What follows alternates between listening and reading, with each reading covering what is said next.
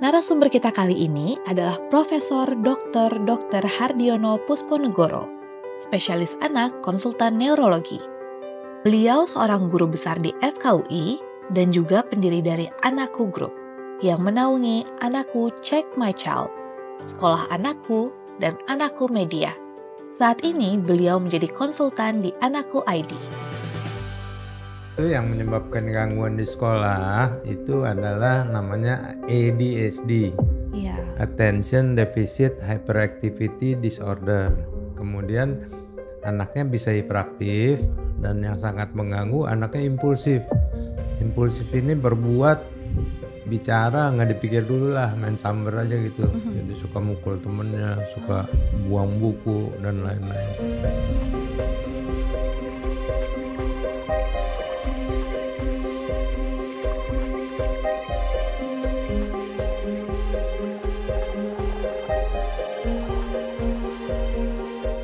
Tidak boleh mendiagnosis ADHD pada anak di bawah 4 tahun. Jangan anak 2-3 tahun disuruh fokus gitu. Berarti gangguan fokus dan gangguan motorik itu berkaitan erat dong, Prof? Kalau pada ADHD ya.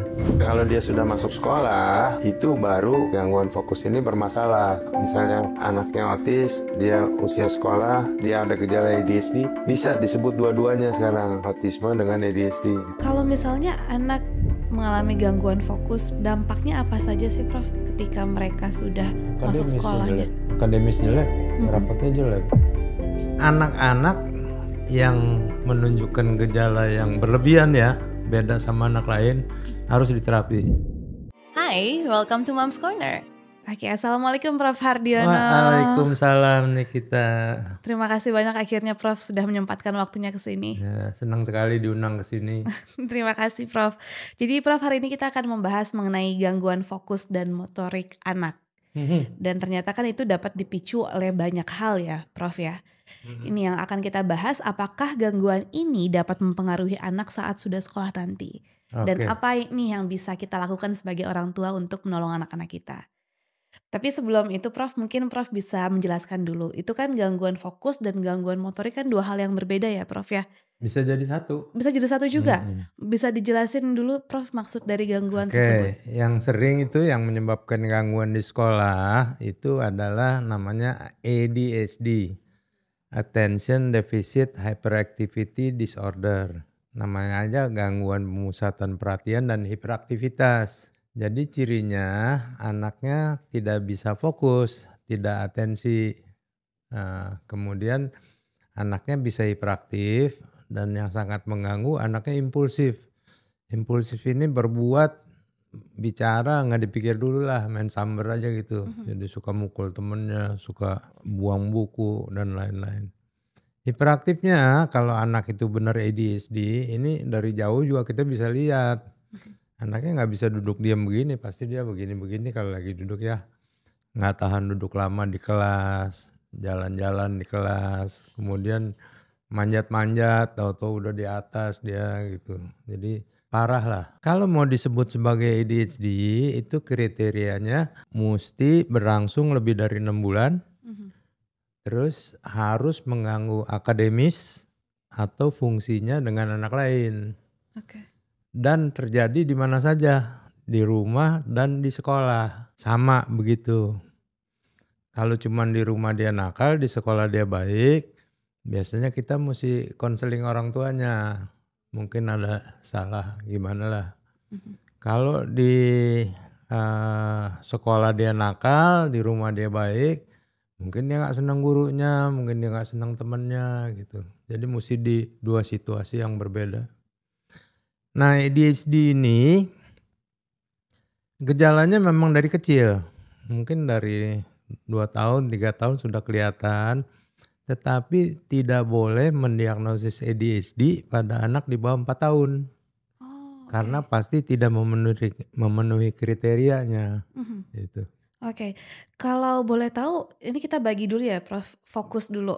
Definisi dari fokus itu tuh kayak gimana sih Prof? Soalnya kan kita kan sebagai orang tua berpikir kalau anak tuh setiap anak berbeda-beda. Ada anak yang kayak diajarin apa, dikasih tontonan apa ya udah nurut aja. Ada anak yang cepet bosen gitu. Jadi fokus tuh gimana Prof? Ya kira-kira yang cepet bosen itu. Itu nggak fokus tuh, Prof. Jadi dia tidak bisa mengerjakan sesuatu sampai selesai. Belum selesai dia pindah, belum selesai dia pindah. Kalau dikasih homework dia tidak kerjakan. Kalau dia disuruh mengerjakan sesuatu yang perlu duduk diam lama, dia nggak mau. Benda-bendanya sering hilang. Oke. Terus dia tidak aturan, dia nggak begitu memenuhi gitu. Kalau dibilangin seperti nggak dengerin gitu. Tapi bukan tuli ya, Iya, baik Prof. nggak denger gitu, cuek aja dia. Oke, jadi itu adalah gangguan fokus. Ya. Nah, gimana gangguan fokus dan motorik ini dapat mengganggu perkembangan anak, Prof? Oh sangat. Sangat ya, Prof. Kalau dia nggak bisa fokus, akademis pasti jelek. Ya, tapi jeleknya bukan jelek terus. Kalau jelek terus itu biasanya dia ada disabilitas intelektual. Dulu namanya retardasi mental. IQ-nya kurang. Itu kan jelek semua. Kalau ADHD, kalau dia lagi senang angkanya 8. Kalau dia lagi nggak mau kerjain angkanya 2 gitu. Dan dia tidak peduli dia dapat angka 2. Nggak ada takutnya gitu. Oke. Kalau kita kan takut ya. Angka 2 diumpetin biar orang tua nggak tahu. Dia sih nggak peduli, cuek aja dia. Oke. Itu buat fokus. Motor ini ya anaknya nggak bisa diam. Kalau yang namanya ADHD lari sana lari sini, tangannya gerak-gerak begini, kalau duduk juga keliat-keliat begini, nanti mulai ganggu temennya begini gitu. Terus yang parah ya manjat-manjat. Anak ini kayak seperti ada motornya lah, nggak bisa diem gitu. Cuman syaratnya mesti tidak sesuai sama umur perkembangan. Oke. Syaratnya mesti mengganggu lingkungannya, mengganggu temen dan lain-lain gitu. Kenapa pakai syarat begitu? Kalau anak 2 tahun, 3 tahun hiperaktif kita sih seneng-seneng aja ya. Lucu kan lari sana lari sini gitu. Dan gak bisa fokus anaknya. Jangan anak 2-3 tahun disuruh fokus gitu. Emang nggak bisa ya, Prof? Nggak bisa. Nggak ada berapa menit bisa fokus gitu? Boleh aja dicoba ini masukin benda ke situ, masukin baru 2 biji udah bosen dia. Oh, jadi itu wajar, Prof? Memang begitu. Oke. Berarti gangguan fokus dan gangguan motorik itu berkaitan erat dong, Prof? Kalau pada ADHD ya Oke. khusus pada penyakit itu. Jadi sejak umur berapa kita bisa mendeteksi anak kita, oh ternyata mereka ada gangguan fokus dan gangguan motorik? Bisa. Kadang-kadang kita takut juga kalau anaknya baru umur setahun, 2 tahun terus kalau dikasih mainan dia buang gitu kan. Tahu kan anak suka buang barang ya? Iya. Kadang-kadang dilempar. Nah ini kita takut nih, hati-hati. Apakah gejala ini nanti menetap apa tidak? Oke. Banyak penelitian bilang bahwa beberapa gejala ini dapat menetap dan nantinya jadi ADHD. Anak-anak yang menunjukkan gejala yang berlebihan ya, beda sama anak lain, harus diterapi. Takut nanti menetap. Dan kalau baru gejala aja, belum jadi penyakit, itu lebih mudah ngatasinya gitu. Itu dari Tapi bukan sejak artinya suruh diem gitu, enggak. dari sejak usia berapa itu, Prof? 2, 3 bisa. Oh, 2 tahun udah bisa Bisa ketahuan. kelihatan. Dan udah bisa start terapi tuh dari usia 2 tahun. Iya, tapi mesti bantuan profesional lah, nggak bisa dikira kerja sendiri. Oke. Guru juga nggak bisa lihat ini anak hiperaktif apa enggak gitu, nggak bisa lihat. Tapi kalau anak usia 1-3 tahun memang fokusnya masih sangat minim itu wajar ya, Prof? Wajar lah. Wajar. Buat apa disuruh fokus? Oke. Dia malah namanya eksplorasi, dia mesti lihat, ngecek semuanya gitu. Buka laci, ambil barang, buang barangnya gitu, masukin benda ke mulut, semua itu biasa itu. Memang wajar seperti itu ya, Prof ya. Nah, apakah fokus pada anak ini menjadi hal penting dalam mempersiapkan anak sekolah nanti, Prof? Waktu sekolah ya. Ya. Usia sekolah tuh berapa? Yang kita bilang usia sekolah tuh 6 tahun ke atas. 6 tahun bukan 3 tahun ya, Prof? 4 sampai 6 tuh preschool. Preschool kita anggap gitu. Masih belajar lah. Cuman sekarang yang sering salah kaprah itu masuk SD, usia sekolah udah harus bisa baca tulis. Udah nggak boleh ganggu temennya. Mesti nurut sama gurunya. Barangkali itu ada yang salah di situ ya. Terlalu dini ya, Prof? Terlalu buru-buru lah. Santai aja. Ada dampaknya nggak sih, Prof, kalau kita terlalu cepat memasuki anak ke sekolah? Nah, tergantung soalnya sekolah apa. Kalau itu cuma buat main-main, Ya nggak apa-apa, anaknya seneng ya outdoor activities, terus main pasir, main segala macem. Kemarin cucu saya setahun dibawa sama mantu saya tuh ke sekolah, bukan sekolah sih namanya apa, Sensory play gitu ya? play terapi apa apalah. Main saya lihat mainnya biasa aja, Jadi itu nggak apa-apa. nggak apa-apa. Yang kenapa-napa kalau misalnya udah harus Duduk, duduk ini huruf belajar. A, ini huruf B, Oh, nggak oke. boleh. Jadi kalau terlalu cepet pun itu nggak bagus ya, Prof? Enggak. Hmm. Nggak tahu kenapa tuh sekarang mesti bisa baca tulis tuh sebelum masuk sekolah. Padahal setahu saya psikolog juga tidak menganjurkan hal ini. Oh, oke, Prof. Oke. Kalau misalnya anak mengalami gangguan fokus, dampaknya apa saja sih, Prof? Ketika mereka sudah masuk Akademisnya sekolahnya? jelek. Jadi nggak bisa fokus dengerin gurunya juga ya? Akademis jelek, Mm-mm. rapotnya jelek. Betul. Terus gangguan motor kan, Iya. hiperaktif. Dia nggak bisa main yang presisi tuh, kayak pingpong, main badminton susah biasanya. Karena dia agak clumsy. Kalau anak tidak bisa olahraga, dia akan disingkirkan oleh teman-temannya, nggak diajak main. Lagi pula anak ini kan impulsif, nakal banget, nggak ada yang mau temennya main sama dia gitu. Mhm. Bahkan ibu-ibunya yang lain komplain, itu jangan deket-deket situ, itu tuh. Ada beberapa pasien sampai ibu yang lain minta dia dikeluarkan dari sekolah. Kan kesian kan. Padahal anak ini bukan nakal, cuman dia memang nggak bisa kontrol dirinya gitu. Kalau ditanganin baik sih oke-oke aja. Mhm. Penyebabnya apa sih, Prof? Nggak ada orang tahu, tapi faktor genetik pasti ada. Jadi orang tuanya salah satu begitu juga. Oh, oke. Ada, tapi tidak bisa dilokalisir gen yang mana yang berpengaruh. Jadi gennya banyak gitu. Aha. Terus yang susah ADHD ini banyak juga hal lain. Keracunan timah hitam bisa, kurang zat besi bisa gejalanya ADHD. Dia makan obat-obat epilepsi bisa. Jadi banyak sekali. Sehingga mendiagnosis ADHD ini selalu lebih sulit dibandingkan mendiagnosis autis misalnya. Mhm. Kalau autis tahu lihat ya udah tahu nih autis gitu. Kalau ADHD kita mesti cari berbagai faktor.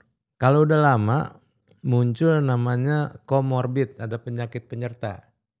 Kalau anak laki biasanya dia jadi namanya oppositional disorder, selalu ngelawan sama orang tuanya. Ini biasanya anak udah agak besar ya. Terus ada namanya conduct disorder. Ini cenderung ke jahat. Matiin binatang segala macam. Itu kalau anak laki. Anak perempuan lebih susah diagnosanya karena dia gejalanya internalizing ke dalam. Biasanya jadi depresi, jadi cemas, ansietas gitu, murung anaknya. Kan kita nggak bisa lihat. Anak perempuan lebih diam lagi biasanya. Nggak war gitu. Jadi apa yang bisa kita lakukan sebagai orang tua, Dok, untuk mencegah semua itu terjadi? ADHD nggak bisa dicegah ya. Mhm. Kalau mau jadi aja. Cuman yang penting buat orang tua, kalau ke dokter anak itu selalu ada screening kan. Mhm. Berat, tinggi, lingkar kepala, itu umum. Tapi buat perkembangan kan ada screening perkembangan. Iya. Minta sama dokternya supaya dites perkembangan. Oke. Biasanya screening perkembangan yang biasa, nggak usah yang khusus, itu sudah bisa mendeteksi bahwa anaknya ada gangguan. Ya boleh kirim ke yang lebih pengalaman lah. Jadi diagnosis dini. Terus apa yang mesti dikerjakan? Orang tua diajarin cognitive behavior modification. Bagaimana merubah perilaku. Mhm. Itu ada tekniknya khusus. Biasanya psikolog yang ngajarin. Ini pada anak umur 4 tahun ya, jangan pakai obat. Guru-guru juga diajarin teknik-teknik behavior tersebut. Tapi kalau ADHD-nya parah, nggak bisa diobatin dengan behavior modification, anaknya udah gede, semuanya jelek, mesti pakai obat. Kalau untuk melatih fokusnya sendiri, apa yang bisa kita lakukan di rumah, Prof? Ya itu dengan behavior modification, misalnya waktu belajar udah diatur, ya. Tapi jangan dipaksa ya. Mhm. Ini jam segini kamu jam belajar, nanti kamu boleh main. Misalnya orang ribut screen time-nya cuman boleh sejam ya kalau udah agak besar kan, nanti yang lain lagi. Aktivitas outdoor sangat membantu. Oke. Karena apa? ADHD ini kekurangan semacam bahan kimia di otak yang namanya dopamin. Dopamin ini muncul kalau kita senang. Habis makan kenyang kita enak. Habis olahraga kita mandi enak. Itu dopaminnya naik. Anak ADHD kekurangan dopamin. Oh, oke. Nah, makanya kasih outdoor activities yang banyak. Supaya dopaminnya naik, anaknya jadi baik. Jadi kita Gitu. harus bikin senang terus, Prof. Iya. Iya. Bikin senang lah hatinya. Jadi supaya dopaminnya naik terus. Iya. Obatnya juga buat menaikkan dopamin. Oh, oke. Yang diberikan. Jika anak tersebut didiagnosis ADHD, terapi seperti apa sih, Prof, yang dilakukan? Nah, lucunya begini, saya selalu punya istilah tertentu. Kalau autis itu diterapi bukan diobatin. Iya. Kalau ADHD diobatin bukan diterapi gitu. Oh, bukan terapi. Ya, tapi ADHD yang utama adalah obat. Terapi ikut boleh gitu. Tapi pasti sembuh. Kalau pasien dia saya. benar diagnosisnya, obatnya benar, cara ngasihnya itu 90-95% oke lah. Tapi obatnya berhenti atau lanjut, Prof? Obatnya lanjut, biasanya paling sedikit 6 bulan lah. Oke. Nanti kita lihat kalau dia udah 6 bulan bagus nih ya, kan sambil dikasih psikoterapi juga, behavior modification, udah bagus nih. Coba kita kasih holiday period dah, Sabtu Minggu jangan dikasih. Orang tuanya kan bisa lihat, tetap bagus. Boleh kurangin obatnya terus berhenti. Oh, jadi dikurangin perlahan Ya. ya, Prof ya? Nggak ada ketergantungan, kapan aja mau di stop boleh. Ketika anak baru lahir sampai misalnya usia 4 tahun gitu, mulai kapan kita harus melatih fokus dan motoriknya itu, Prof? Saya nggak pernah ngelatih fokus anak kecil. Nggak pernah ya, Nggak Prof? pernah. Motorik suruh aja lari-lari, otomatis sudah lari dia. Kan nggak perlu bantuan. Jadi kalau untuk melatih fokus nggak ada cara khusus ya, Prof? Enggak ya. Kemarin, ya paling kalau dia buang barang, ayo sekarang habis buang barang kita balikin ya, balik gitu. Jadi dia ngerti aturan-aturannya, tapi jangan dipaksa, Oke. nggak bakal bisa. Kembali memperbaiki behavior tadi ya, Prof ya. Oke. Nah, kalau tadi sudah kita bahas mengenai fokusnya, sekarang motoriknya, Prof. Anak usia balita bawah 5 tahun, apa saja sih kemampuan motoriknya yang penting untuk mereka kuasai, Prof? Ya biasanya semua orang tua udah tahu tuh tengkurap 4 bulan, bisa duduk kira-kira 6-8 bulan, bisa merangkak 8 bulan, bisa berdiri 10 bulan, jalan 1 tahun. Itu standar, itu udah terprogram di seluruh dunia sama. Nah cuman kapan dia telat? Kan orang tua saya tanya tuh, dok belum jalan nih, udah umur segini masih boleh nggak? Kalau buat jalan batasnya 1,5 tahun, bisa jalan lepas tangan. Kalau lebih dari 1,5 tahun? Kita bilang terlambat, tapi belum tentu sakit. Kalau di saraf anak ada istilahnya delay, motor delay, speech delay, ada istilahnya disorder. Kalau disorder ini udah sakit. Oh dia nggak bisa jalanin nih karena ada kelumpuhan misalnya gitu. Oke. Kalau kemampuan motorik yang nanti akan berhubungan dengan sekolahnya nanti apa, Prof? Ini fine motor. Oke. Anak waktu kecil ngambil benda begini, terus lama-lama begini pakai ini, terus lama-lama begini, setahun dia udah bisa begini. Ya. Oke. Cuman hati-hati kalau main dengan permainan yang kecil-kecil, minimum 3 cm kali 3 cm, takut ketelen, suka dimakan gitu. Iya. Setahun bisa jimpit lah. Oke. Nah nanti 2 tahun dia udah bisa scribbling, bisa coret-coret. Nah kalau sudah masuk sekolah, preschool atau school age itu mulai kelihatan cara dia menulis. Megang pensil tuh yang benar begini. Ya, tapi kita sering lihat teman-teman kita digagah-gagahin begini, ada yang megang begini, ada yang megangnya begini, ya. Kenapa? Kalau salah memegang ini pasti tulisannya nggak bagus. Pertama tekanannya nggak bagus, seringkali terlalu keras tekanannya gitu ya. Hurufnya jadi gede-gede gitu, dia nggak bisa ngontrol. Nah ini nggak diperhatikan oleh ibu-ibu, anggapnya biasa aja anaknya begini ya. Kalau udah gede nggak bisa diperbaiki. Ada alatnya tuh, beli pensil yang segitiga. Mhm. Ini kan banyak nih seginya. Kalau pensil buat belajar menulis segitiga, jadi pasti pas begini. Atau ada adapter bisa dibeli juga di toko-toko buku adalah Oke. supaya megangnya bener. Oke. Itu dari usia berapa Prof kita harus memperhatikan cara menulis Waktu dia anak? mulai ini scribbling menulis, Oh, jadi kan 2 mula-mula tahun. begini pengen Iya, ngecek-ngecek. Nanti udah 4 tahun udah mesti belajar ini. 4 tahun udah kayak gitu Mm-mm. megangnya harusnya ya. Ini penting nih, saya punya pasien juga nggak naik kelas karena nggak bisa nulis. Oh. Terus pakai pensil karena tekanannya nggak besar, pensilnya patah terus gitu. Mhm. Mhm. Kasihan jadinya. Mhm. Kalau udah sekolah banyak tesnya.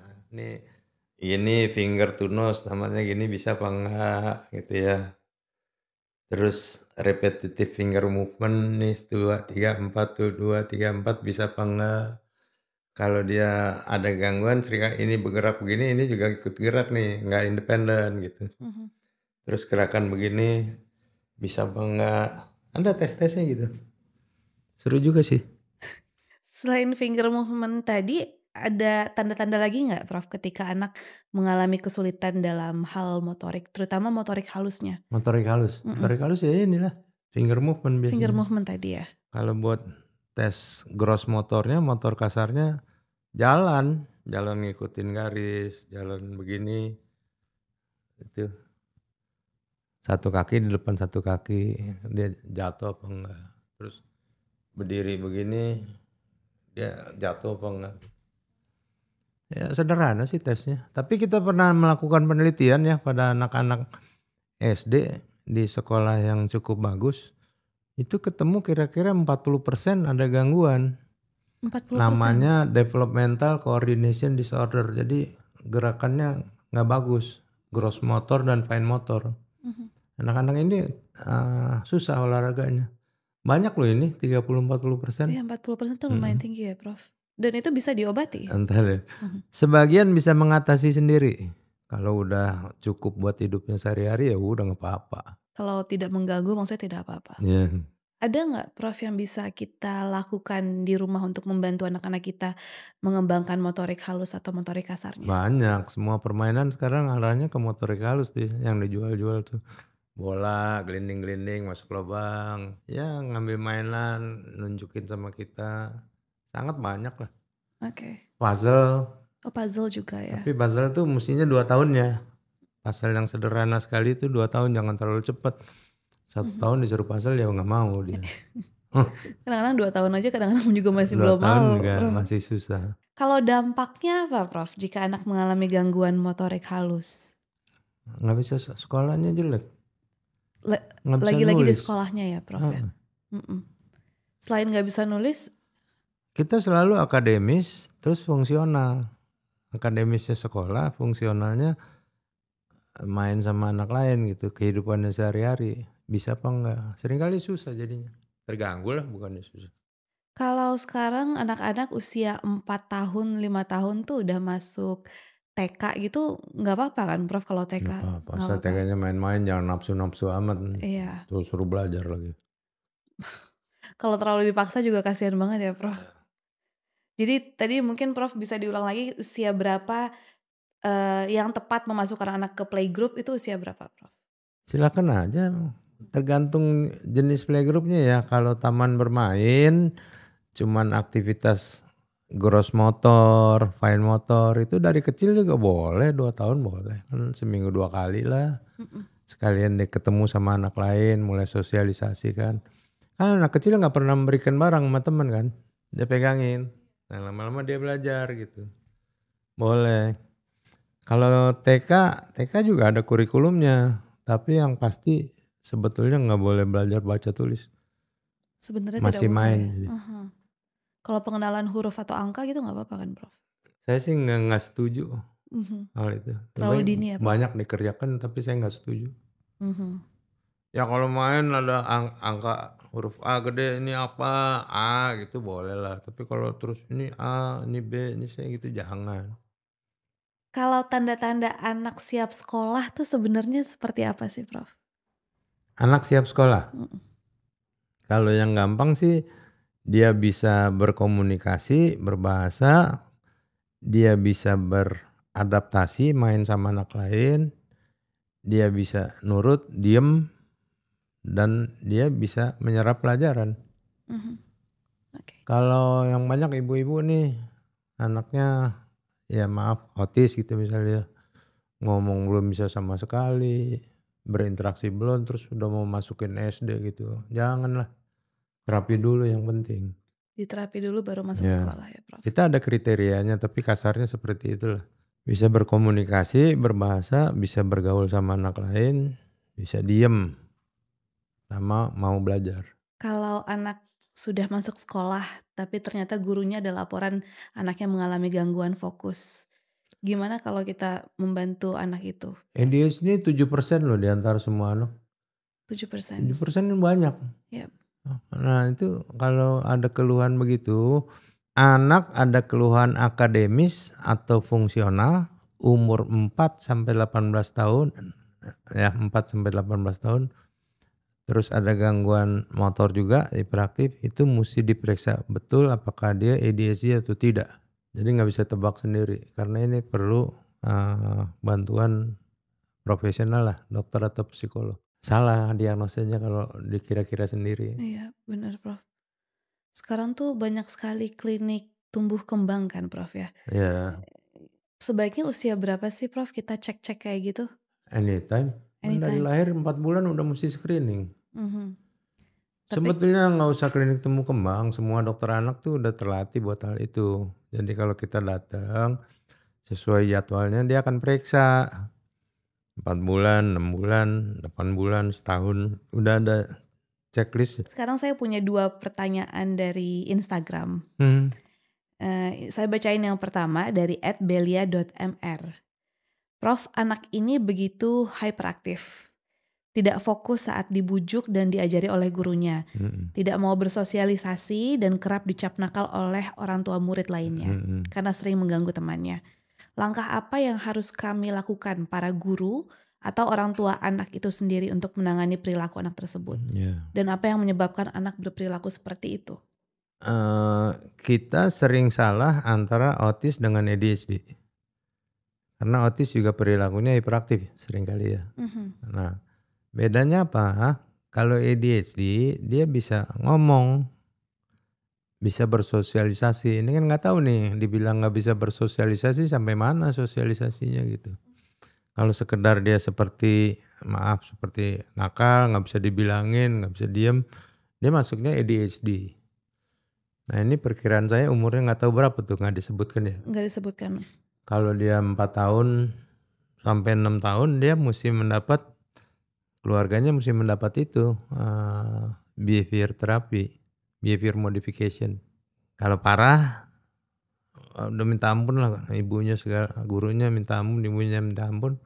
Sudah didiagnosis ADHD sesuai kriteria, kadang-kadang kita kasih obat juga walaupun masih kecil. Di sini juga ditanyakan apa yang menyebabkan anak berperilaku seperti itu.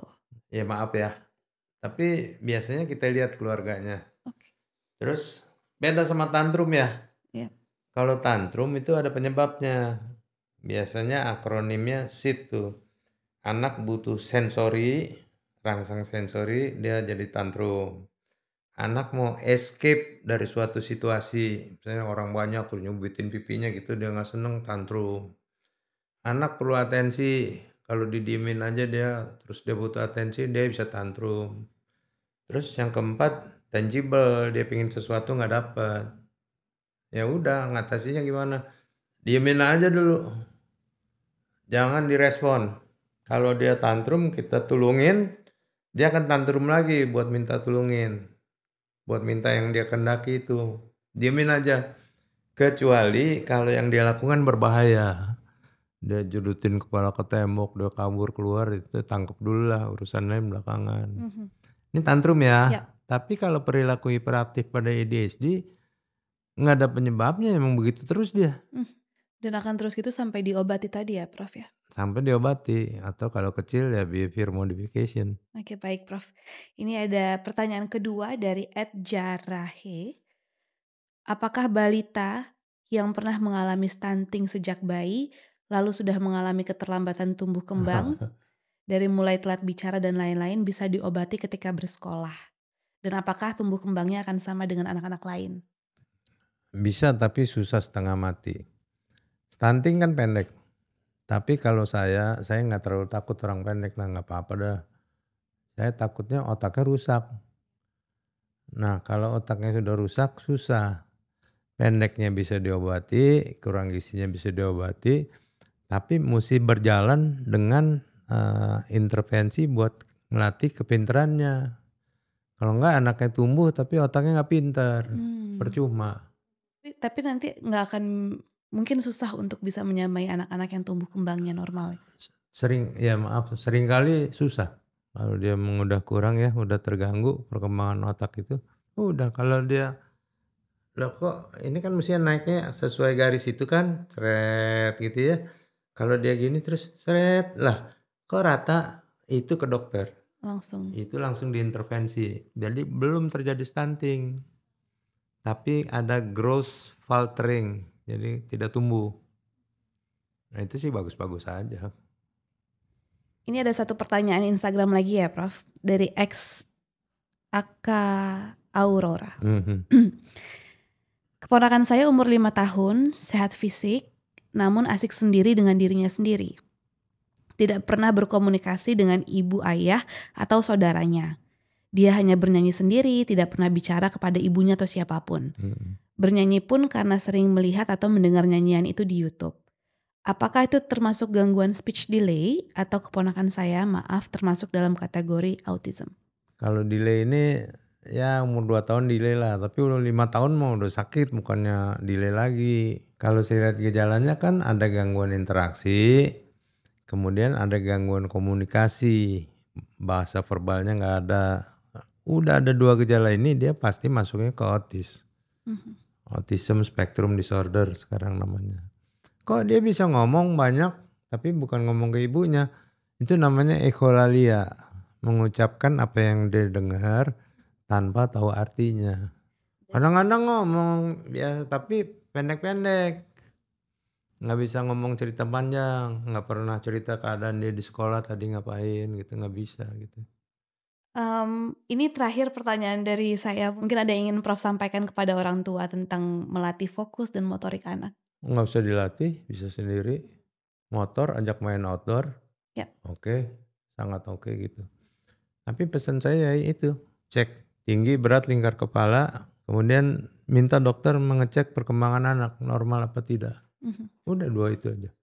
Itu yang paling penting ya Prof. Iya. Kalau ada nggak normal, jangan denial. Kan sering ya denial itu, nggak apa-apa gitu. Tahu-tahu jadi apa-apa, susah. Baik Prof. Oke, terima kasih ilmunya hari ini Prof Hardiono. Terima kasih banyak. Oke, terima kasih. Moga-moga ada manfaatnya. Terima kasih and see you guys next week.